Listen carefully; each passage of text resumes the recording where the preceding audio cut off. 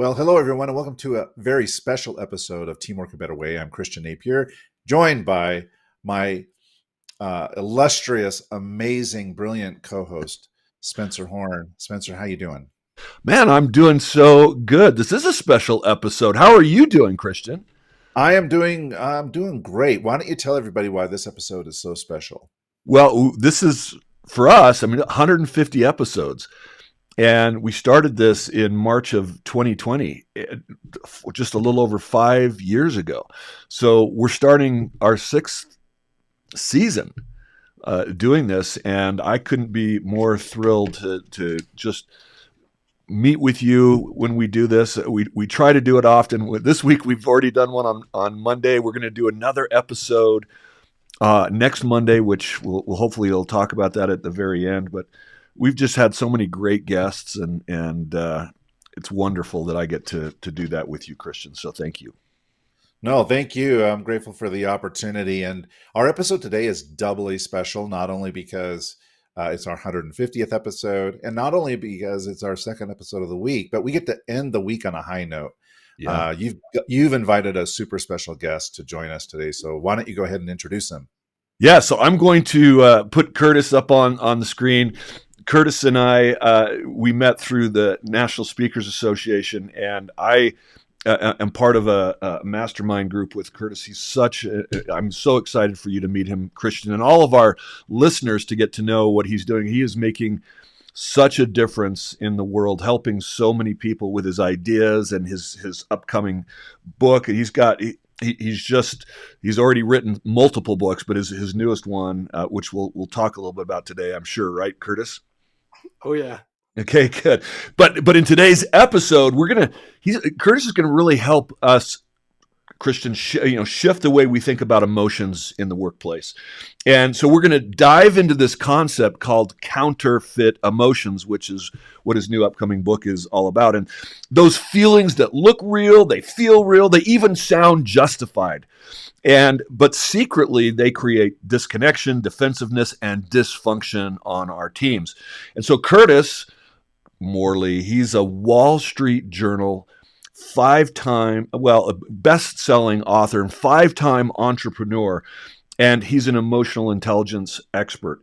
Curtis brings a powerful message from his groundbreaking work on emotional authenticity, which is something, I talk a lot about, and helping leaders recognize when their teams are being driven by fear and ego or victimhood, and how to break that cycle. And that's the key thing that he's bringing that is so fascinating, even in the world of addiction or addictive behaviors, to shift the way we think about those. He's really got some great work that that I'm sure he'll share with us.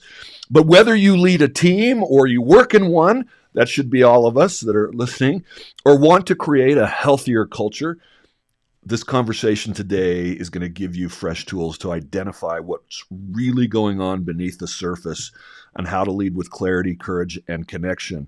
Welcome, Curtis. Thanks for having me, guys. I'm so excited about this conversation. We too. And the theme is counterfeit emotions, really the hidden barrier to team success. So my first question is, you've had this incredible career as a five-time entrepreneur and best-selling author and founder now of Counterfeit Emotions. What really led you into this mission that you're currently on, focused on emotional intelligence and authenticity? Yeah, like you said, my entire career has been in starting tech companies and creating environments where we do some pretty fun, innovative things, and it's typically been centered around tech. And about 7 years ago, I was blessed with the hardest trial of my life, and that was going through a divorce, and it was soul crushing. And at the time, like there was so much pain that I had to reframe the entire definition of pain and understand it at a different level. And when I did, I realized that I was actually calling pain the wrong thing. I was labeling misery as if it were pain. And because pain, I thought pain was completely separate than joy and love. And I realized that that is the definition of misery, that misery is the counterfeit of pain. And pain is inevitable. Pain has to happen in this life, whether we want it to or not. And it hurts, but it's a really important aspect in growth, in learning, in becoming. And as we go through life, it's inevitable. But misery is optional. And that's where I kind of got this concept of, wait a minute, if there's one counterfeit to an emotion, how many others are there? And what I found is that for every authentic emotion, there's a counterfeit, except for one. There's only one emotion that has no counterfeit, and that emotion is peace. Well, very, very interesting. And so, share what this for our listeners who haven't had the 7 years of catharsis and development that you've had. What exactly are counterfeit emotions? Describe them, and how do we know when they're showing up on the team in our Oh, leadership environments? that's such a great question, because when we grow up, we're taught opposite emotions. And it's really interesting because, like, let's just take an example of love and hate, right? They're on opposite ends of the spectrum. Love is over here and it says hug. Hate is over here and it says hit, right? And it's so clear to see the differences. We can very easily say hugging is not hitting. But then there's an emotion that slides right up next to love, and that's lust. And if you look, lust says kiss and love says kiss. It does such a good job of mimicking or putting on the mask and saying, I am that emotion. And so, to give a very precise definition of what is a counterfeit emotion is an emotion that looks, acts, and feels like an authentic emotion, but instead of taking us where we want to go, it creates these destructive cycles of disconnection in our lives. Well, I've got a question for you here, Curtis. And again, I appreciate you carving time out on a Friday to come and have this conversation with us and our Absolutely. viewers and listeners. Uh, in the caption for the episode Hmm. that Spencer sent out, he asked a what if question. What if the biggest barrier to your team's success wasn't a strategy problem, but an emotional one? And that got me thinking a little bit, because for folks who are executive level, we're conditioned to use dashboards to get a quick view of the health of our organization, right? Yeah, yeah. I don't see emotion on most C-suite folks' dashboards, That's right? a great point, So, Christian. so I'm curious, why that is, and you know, in some respects, in organizations as leaders, in some respects, are we measuring the wrong things? Mm. Oh, this is such a good question, because if you look, it the evidence is very clear. The number one indicator of success in business, in life, in relationships, the number one indicator is emotional intelligence. Is, are you aware of your emotions and do you know how to process emotions?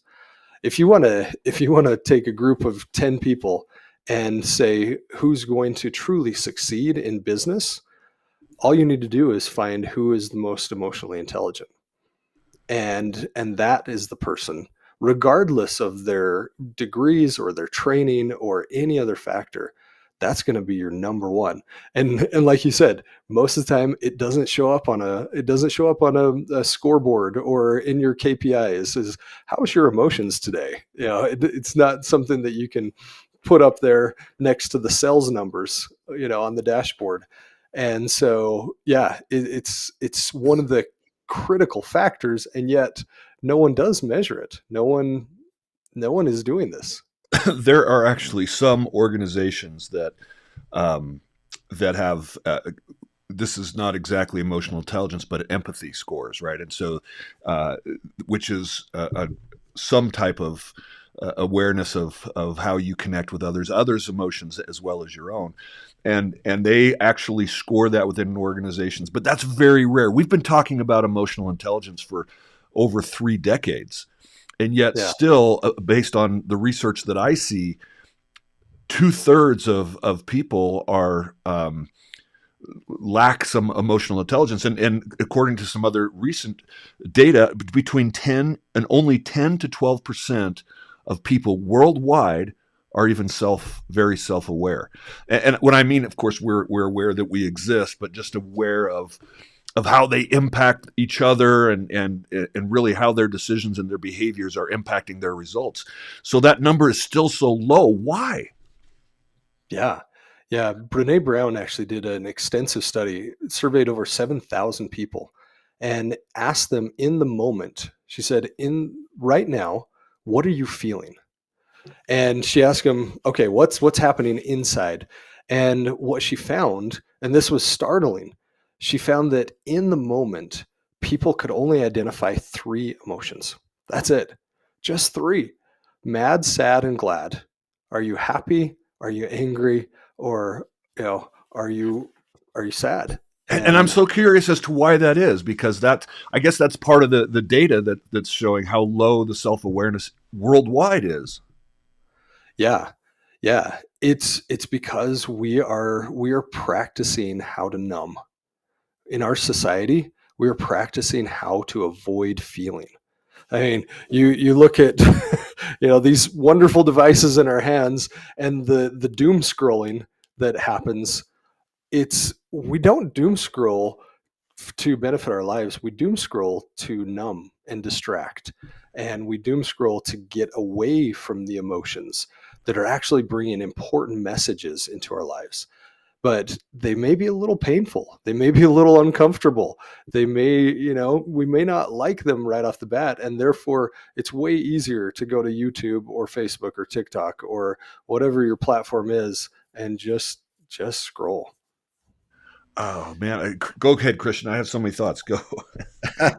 Well, I'm sorry if I interrupted your train of thought No, here, no. Spencer, but I'm finding this conversation super fascinating. And I have a question for you. When you talked about this seminal event in your life, going through a divorce, uh, thinking that what you were feeling was pain when actually it was misery, it got me thinking, uh, when we talk about counterfeit emotions, is it simply a mislabeling of something that we're feeling, or is it more fundamental? Is it deeper than just like I'm using the wrong words to describe what I'm going through? Because the implication of counterfeit, there's some emotional weight to that word, Hmm. as well, and it implies that there's something more fundamental going on than just using the wrong terminology. Yeah, it's so true. And one thing I want to preface the entire discussion with is there's no such thing as a bad emotion. So even though we're calling these emotions counterfeit because they look like, they act like, they feel like that authentic emotion, there's no such thing as a bad emotion. Every emotion we feel is a messenger. The trouble is when we let them become dictators. And I'll let that sink in for a second. Every emotion brings a message, and every counterfeit emotion actually points to the authentic. Every counterfeit emotion validates and gives credence to the authentic.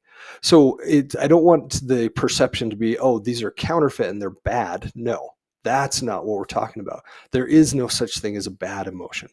Every emotion brings a message. The trouble is when that messenger becomes a dictator. And so, yeah, getting into the realization that there is a counterfeit, but the counterfeit is not, we don't want to label it as bad. But then going to your question, is it a mislabeling or is there something deeper? And that is really critical. The reason that I'm so passionate about this is because it's easy to understand opposite emotions. We can see them every day, and we have all these should labels on, you should feel this and you shouldn't feel that. And and the counterfeits, they do such a good job of deceiving us that we're in one emotion and not in another. And a great example of that is guilt and shame. And shame does such a good job of mimicking guilt that even the researchers, even the psychologists, if you look at studies for decades and decades of the past, they'll actually say the guilt slash shame study. They push the two together and they say, nope, these are just the same emotion. So don't worry about it. It's all the same. And it's not true. The University of Oslo out of Sweden, they did a study very similar actually to what Brene Brown did in an independent study. And Yeah, they but said, do they know emotions in Oslo, really? I'm kidding. Of course you do in Norway. My wife's people, I love you. Just kidding. I love the people of Norway. I really do. They're amazing. Um, but they found that shame is actually the lowest frequency emotion we'll feel. Shame and apathy are the very bottom of the list. And shame has a direct correlation into bullying, suicidal ideation, um, addictive behavior, criminal behavior. If you want to get into any of those, you use shame. Shame is a direct path in. Yeah, that's what I want to get into. If you want to get out of those, this was where the breakthrough happened, is they separated guilt and shame. And they said, well, let's do that same thing, but let's do it for guilt. And this was groundbreaking. They found that guilt had an inverse correlation. That you want to get out of addiction, get into guilt. You want to And get that's the out. pain that you were talking about that's trying to tell us something and teach us something, right? Yes, yes. Because guilt actually comes from a Latin word, or excuse me, an Old English word in the 1300s called gilden. And gilden means to repay or make whole. The feeling of guilt is not that I'm a horrible person. The feeling of guilt is I want to repay you. And it's crazy because guilt, like every emotion has a frequency. Shame is on the very bottom, but guilt is actually a positive frequency emotion. And people are like, in today's world, people are giving guilt such a bad rap. They're saying, oh, don't let them guilt you. That's such a guilt trip. What they actually are talking about is shame. Um, Guilt, So, on the other hand, hold on. This is something I want to just build on that for a second, because I think society is creating a lot of the problems. I mean, we hear all the time, you should be with somebody who accepts you for who you are. You be you, and I'll be me. We hear even in our prayers. You've heard the Irish prayer. Maybe the wind always be at your back. May the road rise. Maybe you never have any difficulty in your life, and we actually look at difficulties in a negative way, because we think that something's either wrong with you, you've done something bad, if bad things happen to you. But in society, it's like, we don't want any rocking of the boat. We don't want any difficulty. We don't want people to challenge us. Thank goodness my wife doesn't accept me for just who I am. She loves me for all my flaws and weaknesses, but she challenges me to be better. Thank yeah, goodness for that. But it's uncomfortable. I yeah, think I talked about this recently. I had a difficult conversation that I shouldn't have had with a family member. The next day, she sat me down and said, "You know what, Spencer? You created a problem," and she was right. And I felt guilty, and I was like, she says, you need to call up and apologize. That's not comfortable, right? But we want to avoid those yeah. types of comfortable conversations too often, don't you think? Oh yeah, oh yeah, absolutely. So, And and so that, I do you agree? I mean, how do you feel about how we in society we're perpetuating this idea that we don't face difficulty, or we don't face our own weaknesses and challenges? And yeah, yeah, it really does go back to this, and I know we're going to talk about one of the dyads or one of the pairings of emotions of kind versus nice, yeah, um, and these are very intertwined. But the whole idea of guilt and shame, like there's only four personality types according to the DSM-5. There's only four personality types that cannot feel guilt, and I'm sure you can guess what they are: the psychopath, or narcissist. antisocial behaviors. Yep, narcissist, sociopath, or sorry, sociopath is the antisocial behavior disorder, and borderline personality. Those are the 4 personality types that can't feel guilt. You think about, if we didn't have guilt in our society, we would be a bunch of narcissists and psychopaths. I mean, that would be our entire society. Guilt is one of the key ingredients that glues our society together. If I hurt you, then guilt is actually, the base emotion of guilt is empathy. And think Yeah. about this for a second. Empathy says, I know what it feels like to be hurt. I hurt you. Therefore, I want to make you whole. I want to repay. I want to get you to a place where the pain I caused you doesn't have to be there anymore. And guilt says, I made a mistake. Shame says, I am a mistake. Guilt talks to the action. And Shame that's where talks this confidence issue that we're having is in society could be coming from, right? Yeah. Yeah. Guilt is such a healthy emotion. It is a critical emotion. And it's actually a beautiful emotion. And the reason people don't like guilt is because it hurts. Yeah. And it's meant to hurt. And it's okay that it hurts, because that pain moves us to action. Yeah. That pain says that you need to move. You need to get up and go say sorry. You need to make what you did right. And when make a phone call, which I had, and the healing was awesome. Hey, I hate to interrupt, but we've got every once in a while we have somebody jump in. And Kevin, we're so glad you're back listening. And Kevin says, interesting topic on the veils of deceit that separate true success from counterfeit achievements. Our egos seek the simple paths with authenticity is long and pain-filled journey. However, the joy of truth sustains for life. Thanks for pulling down the veil of deceit. Live authentically. Thanks for joining us, Kevin. Any thoughts on Kevin's words? Oh, that's awesome. I love that. Thank you, Kevin. Yeah, this whole idea of counterfeiting, it really does play into the ego.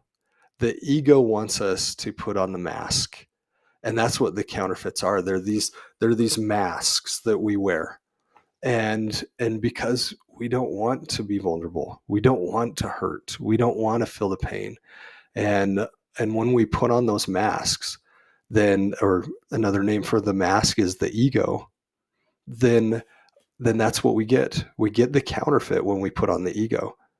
When we let go of the ego and say, you know what, I don't have all the answers, but I'm sure willing to try. And I hurt just like you. And I understand your heart. I can see you. Then that's when that ego or that counterfeit disappears.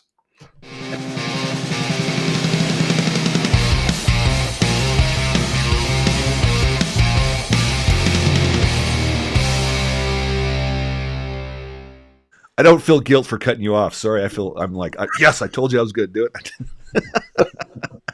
it. There it is. There it is. No shame. That's awesome. He's just trying to, punch or emphasize what you were saying there. So he played a little sounder, but I've got a comment and then a question, Curtis. So my comment, I want to go back to what you're talking about, that these emotions in and of themselves are not bad, So that is counterintuitive for a lot of people, because I feel shame, I feel guilt, or I feel whatever I feel. I feel sorrow, I feel grief, I feel abandoned, and we think the reason I'm feeling these things is because I'm a bad person, right? Like there's something wrong with me. If everything was good, I wouldn't be feeling what I'm feeling, right? Mm-hmm. So, not to get too religious here or promote anything, but in the Christian faith, it's widely believed that Jesus Christ committed no sin, right? He was sinless, but he felt a wide range of emotions. He felt sad at times. He wept. He felt abandoned, and he felt extreme loneliness at times. So if you have that belief system, you cannot reconcile well, the emotion I'm feeling is bad, with this fundamental belief that Christ committed no sin. Right. So I'm not saying that to promote any particular system of belief. I'm just saying to underscore the point that it's okay to feel sad or feel lonely or feel whatever it is that you're feeling. Uh, it's not a quote unquote sin, and it doesn't mean that you're a bad person if Yeah. you feel pain or if you feel remorse or guilt or whatnot. So now I just wanted to make that comment, and then I'm going to kind of pivot I to agree my with that, by the way. so I want to come to the question you mentioned, dyad. I think for a large people, or at least younger people, the first time they heard that word dyad was when Star Wars came out with the movie, the whatever it was, the last one, the played, and there was a dyad in the forest or something like that. So why don't you describe what this term is, dyad? And you mentioned this example of kind versus nice, and I know we want to get into it. So why don't you kind of explain what that means? Yeah, a dyad is a pairing. So triad, dyad, two and three. It's a pairing of emotions that have an intrinsic tie. And so the tie between these dyads, like we were talking about, is that each emotion is tied to the other. So it's a pairing of emotions that are tied together. And actually, I'd love to make a quick comment on what you shared about the Christian belief of, I'm sure that there's plenty of Christian listeners to this, and if not, that's okay too. I think it's really important. There's actually a scripture that in Matthew chapter 5 verse 48 that says, "Be therefore perfect." And it's interesting because in the Christian world, there's this concept that I have to be perfect. It's in black and white. It's this commandment, right? And the Hebrew translation actually means whole or complete. Be therefore whole. And in the realm of emotions, when we feel these emotions and we're saying, no, no, no, I don't like that one. I don't like that one. I'm going to exile that one out of my life. And ooh, this one hurts. So I'm not going to get into that emotion either. I'm going to exile that emotion out of my life. And we fracture our soul. We say, okay, I don't like this emotion. You're no longer part of me. You're no longer part of me. And the idea of being whole is the idea of the acceptance of all of the things we feel, even the hard ones, even the painful ones, even the ones we've dubbed as bad. That once we accept them for what they're trying to do for us and we bring them back into ourselves and embrace those emotions, then we can become whole. But as long as we're exiling and fracturing our soul, we can't become whole. Well, it sounds like we're now talking about a Harry Potter character a little bit when we fracture our soul. The Horcruxes. Let's get into this idea, and let's kind of switch it now into more of a business mindset. Yeah. Because how do leaders identify counterfeit emotions, and when their team is operating in some of these instead of really having an authentic connection? And I think the segue into this kind versus nice is really important. I spend a lot of time, Curtis, working with executives on effective delegation and behavior correction. In other words, somebody doesn't follow through with a commitment. The organization is hurt. The executive is frustrated, so they jump in and take back authority, and they think that they're being a good boss because they're they think they're giving authority to people, but then they take it back because they don't like the results. And instead of having a difficult conversation like we've just talked about, to actually help the employee become better. I'll give you an example of what I'm driving at. I remember out of college, and I've talked about my mentor Kelvin Cullimore on this show many times. I was this kid, think I knew it all, but I was running a director of operations for this publicly traded company, and I wasn't meeting Kelvin's expectations.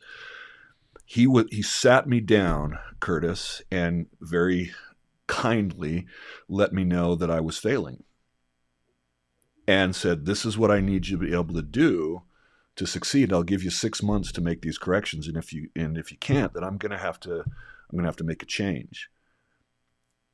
Was that a nice conversation or a kind conversation? That was so kind. That Why? was so kind. So it's funny because I was having this conversation with one of my friends.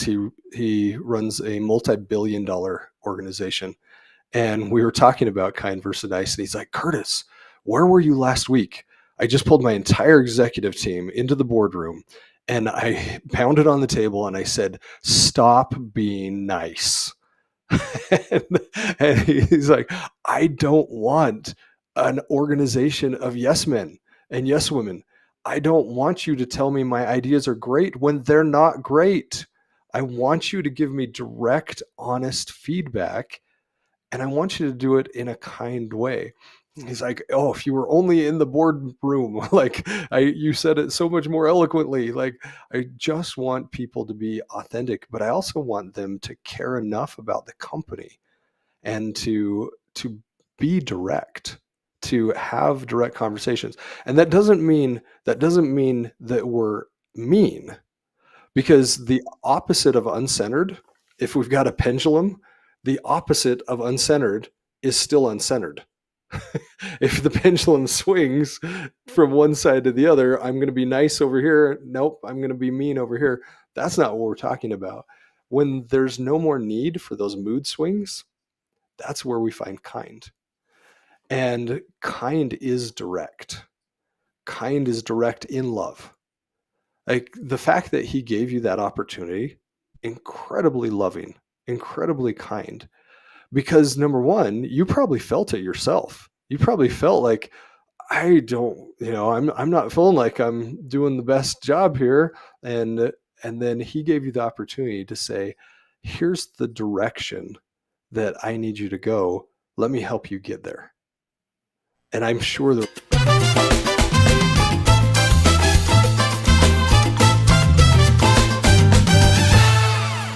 That's exactly yes. That's exactly what he did. And then the 6 months was up. Curtis, he promoted me to be the vice president of the company. But if I would have been defensive about that, then I could have quit. But I yeah, wouldn't have been able to change the behaviors in my leadership to be more effective for the next place that I went. I would run into that same problem again and again. So he was absolutely kind in helping me understand what I needed to do to help the company succeed and succeed personally as a working professional. So he did care about me, yeah. and I knew it came from love. And so it was. I agree with you. It was very kind, although it was very uncomfortable. Again, discomfort and pain, which Kevin likes to point out is a wonderful teacher. Yes, yes. Pain is actually, you'll see on my blog in 2 weeks, I'm publishing an article called "I Wish You Pain." And I don't know if you've heard the Andy Grammer song called "I Wish You Pain." It it is beautiful. It is so beautiful because he truly understands the important nature of pain. And but going back to kind versus nice, the nice isn't actually a virtue. We think it is. We think, Santa has his naughty and nice list, right? And Bambi's best friend Thumper, he taught us, if you can't say nothing nice, don't say nothing at all, right? You think about that statement. That is horrible. Teaching our kids that if you can't placate, if you can't subjugate your own opinion and be sweet to somebody else and just take their opinion, then what's the alternative? Shut your mouth, go to the corner, and don't say anything. So Don't Disney's have. problem started years ago. Oh yeah, Disney. Oh boy, Disney.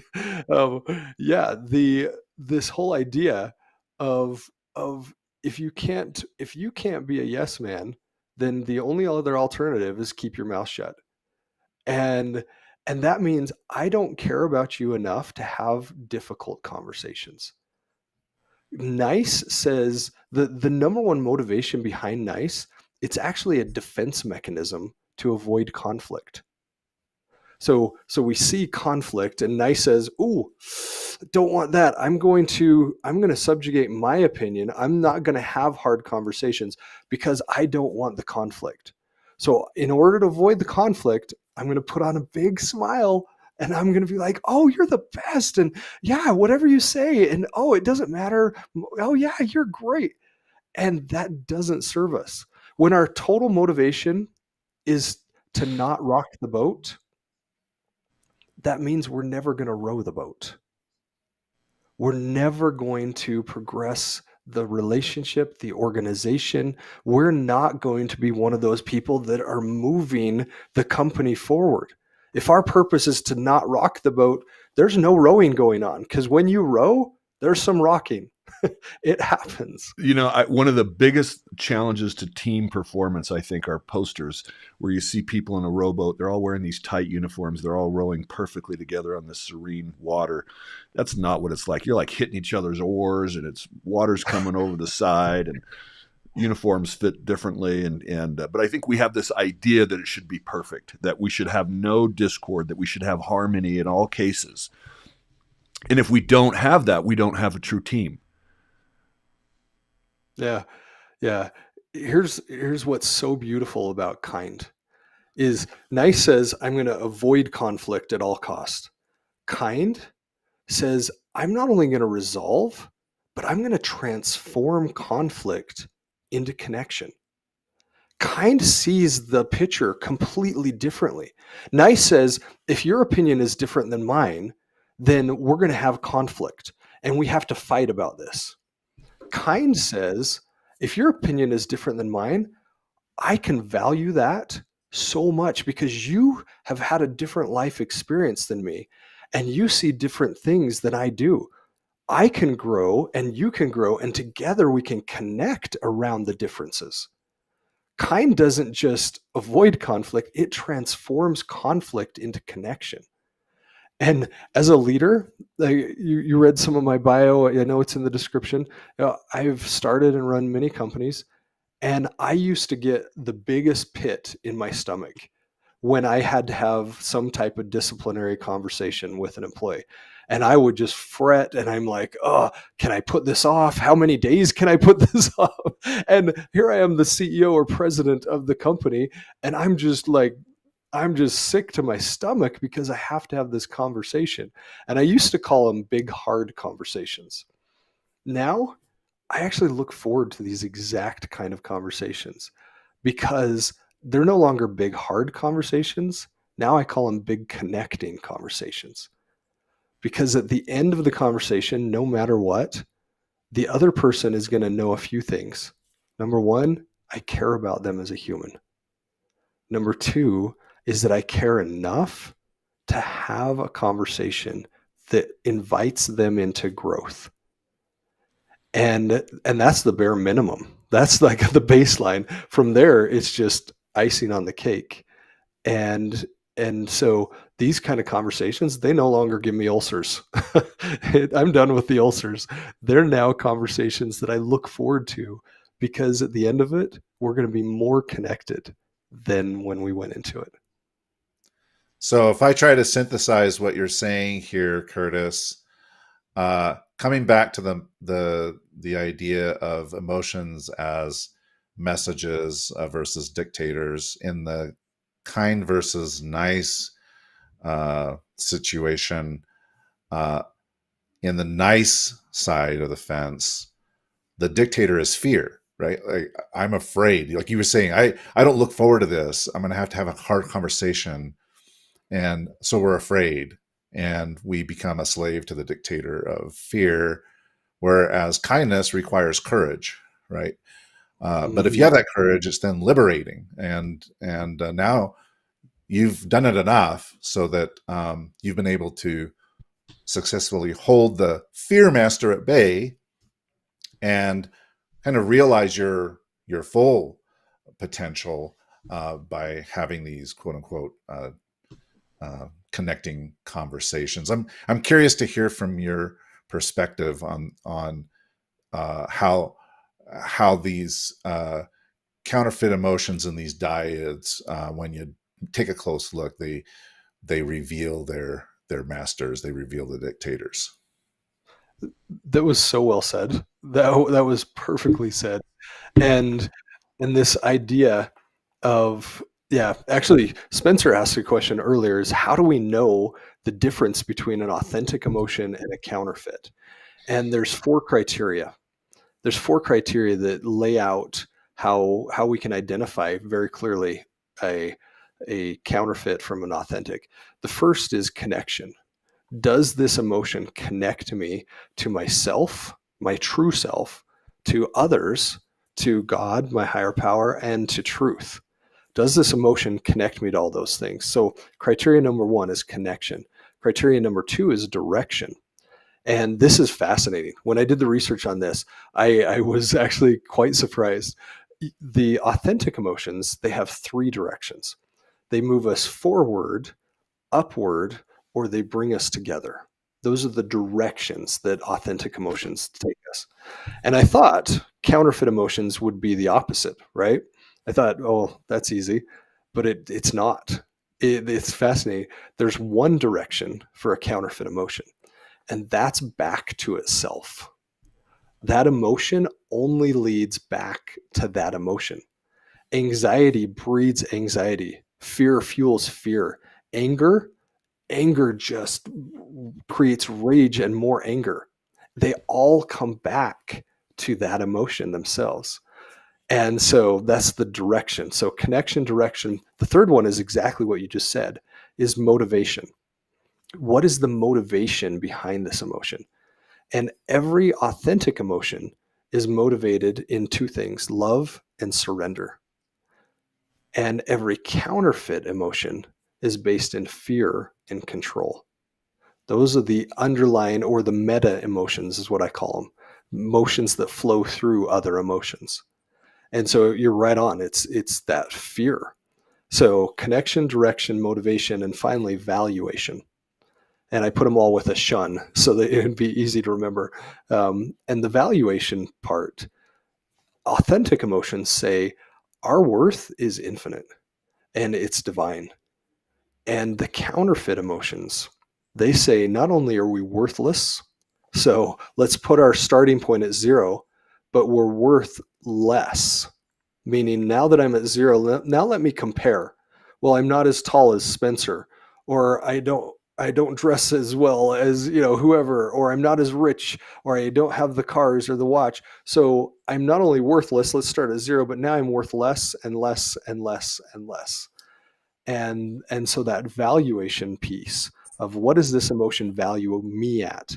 If it says I have infinite worth and infinite potential, that's authentic. If it says no, you're pretty crummy, and by the way, you're kind of losing your hair and you're getting old and all these things, that's the counterfeit.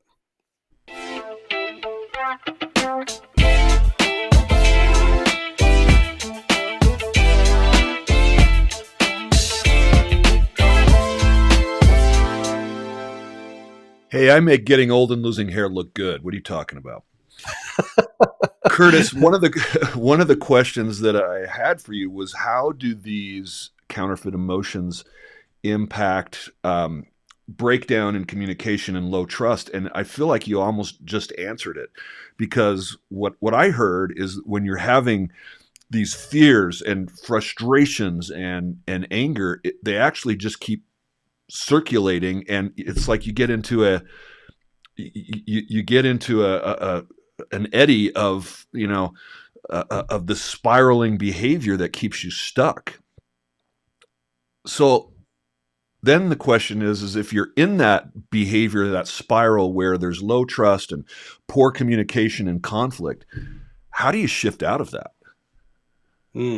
That is the right question. That is exactly the right question. Is with counterfeit emotions, every dyad has a model of how to get out of the counterfeit and into the authentic. So every single one of these dyads, like we talked about first, is when I recognize I'm in the counterfeit, it's actually validating the need for the authentic. So in this case, since we're talking about kind versus nice, there's a model. There's a model to be able to say, okay, how do I get out of nice behavior and into kind behavior? And just to lay out what is nice behavior, right? Good example: spinach in the teeth, right? You see somebody with this big green leaf hanging out of their teeth. What does the nice person do? The nice person's like, oh, I don't want to embarrass them. I'm not No, going to no, we say laugh at anything. them. No, just kidding. Yeah. That's the mean person. The mean Chris. person laugh. But the I knew nice I would person, upset Christian. I don't do that. the nice person is like, well, I don't want to embarrass them, so I'm going to let them be embarrassed in front of 13 other nice people before somebody that's kind will actually say something, right? But one of the other nice behaviors is what's called the covert contract. The covert contract is a behavior that says, I'm going to be nice to you, and it's actually a manipulation because you don't know we're signing this contract. That's what makes it covert. But as soon as I do something nice to you, guess what's expected back in return? At least that much.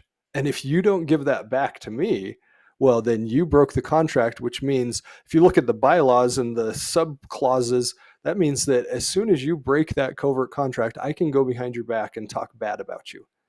And that's a very common behavior with nice people, is you never know what's happening behind closed doors. And so you've got these nice behaviors.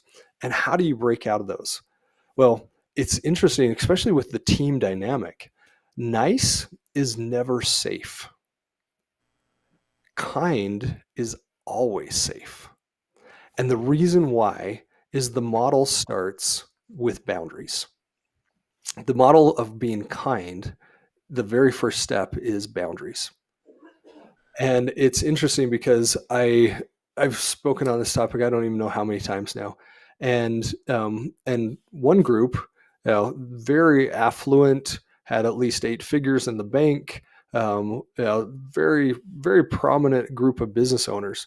And I asked this question. I said, who right now can clearly articulate a boundary that they have in their lives? And you just heard crickets, chirp, chirp, chirp, chirp. And all of a sudden, one guy, he timidly raises his hand. And I said, great. And he goes, don't do drugs. And I'm like, yes, that is one. But the fact that we don't know how to effectively set and keep boundaries, that's where the lack of safety comes in. And the nice guy, the nice girl, because they're going to do whatever someone else says, they're going to be the doormat to them. They don't know where they end. They don't know where their furthest boundary is. And if that is, if we set boundaries and we say, you know what, I'm going to only come 10 feet from the edge of the cliff. That's my boundary. I will only make it to 10 feet. I won't go beyond that. I'm not going to go 9 feet, 8 feet. Then we feel that safety. But if we don't have those boundaries, then someone can say, hey, go walk right up to the cliff. Actually lean over the cliff. And then all of a sudden we're falling off. And because we don't have those boundaries, we don't have that sense of safety. But kind is always safe because the number one thing kind starts with is boundaries, which means that I'm safe for me. I'm also safe for you.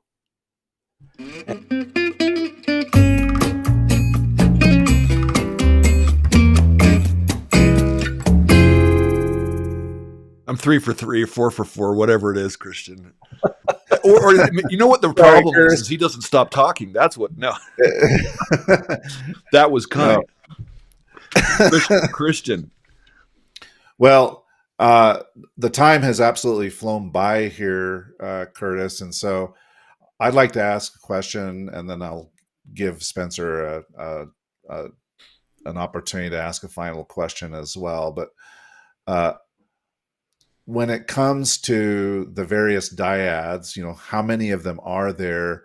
Is there a ranking of the dyads? Or are there some that are more important than others to focus on? Or does it really depend on the individual, and you start working on the one that you're weakest on? I mean, what's, as you go through and as you help clients who are maybe, struggling, or C-suite folks who need to learn these skills, what's the process that you go through to kind of help somebody uh, go from the counterfeit to the authentic? Yeah, there's 36 dyads in total, and it's funny because I did focus groups for a couple of years, and we did this exercise with sticky notes, and I literally have thousands of emotions. I store all my emotions right over there on the shelf. All my emotions are on the shelf. Um, Put your and emotions on the shelf, Christian. yeah, so there's no, don't do that. But there's 36 of these dyads, and actually, like, coming up, we're doing an event called CEO by Design on April 24th here, and it's a specifically for CEOs, and each thing that we're going to tackle. So if it's leadership, then there's a handful of dyads in leadership. If there's teamwork, there's a handful of dyads in teamwork, and some overlap. Relationships, there's a handful of dyads in relationships, and so there's these buckets of dyads that apply specifically to certain business needs. And so yeah, with this CEO by Design event, we're going to be talking a lot about kind versus nice. We're going to be talking about power versus control. We're going to talk about belonging versus fitting in.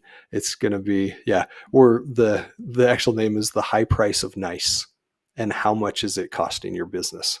And it has direct measurable expenses of being nice. And so yeah, did that answer the question? Is that there's these buckets of dyads that address individual or particular issues. Yeah, that answers the question, and we should put a link to this event and anything else that you want, to books or whatever, in our show notes, Spencer, so that our viewers and listeners can have access to these. Spencer, go ahead. Yeah, no, send those to me. There was two other dyads that we wanted to talk about we didn't get to, like determination versus stubbornness and curiosity versus suspicion.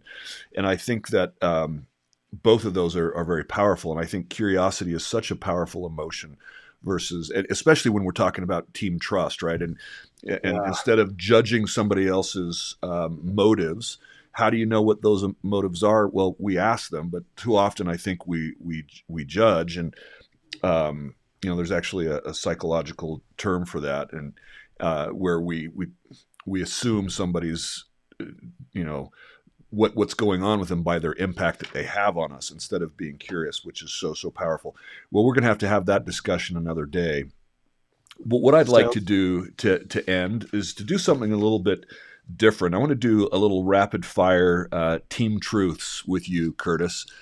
And so I'm just gonna do a little lightning round here. I'm gonna give some questions, really rapid fire. I just want you to give like one-liners, okay? Just gut instincts. Just cut it really, really short. So first, a word your team should use more often. Ooh, could we do the opposite? The one that would be best to stop using is the word should. No, that's my next question. Dang. What's the word you should use more often? A phrase that to use more often is tell me more. And Excellent. getting That's into curiosity. Well done. curiosity. Okay, a word or a phrase that you should use way less. Should and shouldn't. They are so full of shame. They are Yeah, so stop full of shitting shame, on and yourself, people. we got to stop shitting on ourselves. That's right. Yes. One emotion that's overused in business, but usually fake. Ooh, control. Mm. Control is definitely a counterfeit that's used in business. What's more dangerous to a team, fear or pride? Ooh, I'm going with fear. I'm going with fear because fear actually fuels pride. Excellent. Okay. Best way to build trust fast. Ooh, the best way to build trust fast is to be vulnerable. is to be real, to be authentic. Yeah. If you want other people to open up, you got to open up. One book every business leader should read besides your own. Besides Counterfeit Emotions, which is coming out of May next year. You're going to talk about that in a second. Business book that every leader needs to read. If you're an entrepreneur, I would say the E-Myth Revisited. If you're a business person, probably 7 Habits or Atomic Habits, one of the two. Okay, authenticity in one word. What's authenticity in one word? Real. Biggest myth about emotions at work? Oh, that emotions don't belong in the work environment. They absolutely do. Great. Last one. You're building a dream team. What's the first quality you're looking for? Emotional intelligence. Yeah, you already said that. Emotional awareness and emotional intelligence. Christian? All right. I enjoyed that rapid fire round. That was fun. Yeah. Spencer has no qualms about putting anyone on a hot seat. So you handled it with aplomb, would have to say there, Curtis. So thank you very much for indulging us. And more importantly, thank you so much for sharing such incredible knowledge and insights and wisdom, really, with our viewers and listeners. And if they want to connect with you, if they want to learn more about the work that you do with respect to emotional intelligence and counterfeit emotions, what's the best way for them to reach out and potentially connect with you? The website, counterfeitemotions.com. If you want to reach me on social, it's either my name or Authentic Curtis on all social. And then we have a very active Facebook group as well that I'll actually be releasing pre-read chapters of the book and getting people on the beta readers list. And so if they want to enjoy that, then that'd be great. And if they want to attend the CEO by Design event, I can send you the info there. Yeah, and I'll put that link up for sure. Christian, how do people get a hold of you? Because I just want everybody to know how amazing he is, and I'm always praising Christian's brilliance. And I try to respond by doing Red Iguana with you, Spencer, on occasion, and sometimes footing the bill for that. Thanks for the question. LinkedIn is easy. Just look up Christian Napier on LinkedIn. You'll find me there, and happy to connect with anybody there. And Spencer, if people want to connect with you, you've been helping organizations develop high performing teams for decades that are run by good folks. How do business leaders or aspiring leaders, how do they reach out and connect with you? Altium Leadership, that's Altium leadership.com or LinkedIn. And hey, Curtis, thank you so much for coming. When I play this sounder, hang on even after it gets quiet for a second. Thank you, guys. Finish up, Christian. All right, I guess I get to take us out. So, Curtis, thank you again. Spencer, thank you. Viewers, listeners, thank you. Please like and subscribe to our podcast. We'll catch you again soon.